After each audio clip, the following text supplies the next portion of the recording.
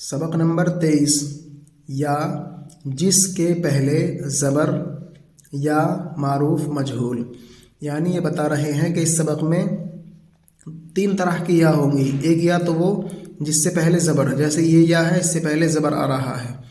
फिर बता रहे हैं कि इसमें एक या आएगी या मारूफ, जैसे आई, हमज़ा या ज़बर आई, ये या मारूफ कहलाएगी। ऐसे ही हमज़ा या ज़बर ई, ये भी या मारूफ कहलाएगी।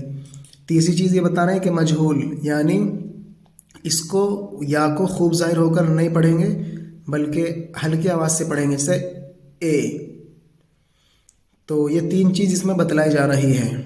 तो 1 2 3, हर तीसरी इस टाइप की जो या है ये मजहूल है, और इस टाइप की जो या है, इस तरीके की जो या है, ये मारूफ पढ़ी जा रही हैं। देखिए, आई, हमज़ा या ज़बर आई, हमज़ा या ज़ेर ई, हमज़ा या ज़ेर ए। तो आई ई ए, बई बी बे, जई जी जे, दई दी दे, रई री रे, सई सी से, फई फी फे, कई की के, लई ली ले, मई मी मैं, नई नी ने, वई वी वे, हई ही है।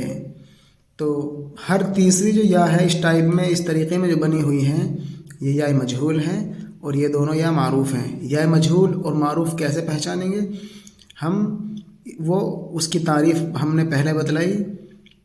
उसकी तारीफ़ ये है कि या माक़बल अगर मकसूर है, यानी ज़ेर है, और वो खूब ज़ाहिर होकर नहीं पढ़ा जा रहा है, जैसे ए पढ़ रहे हैं हम, इसको खूब ज़ाहिर होकर पढ़ा जाता है ई, जैसे ये है, तो ई खूब ज़ाहिर होकर पढ़ी जा रही है, लेकिन ए ये ज़ाहिर होकर नहीं पढ़ी जा रही है, इसलिए इसको मजहूल कहेंगे।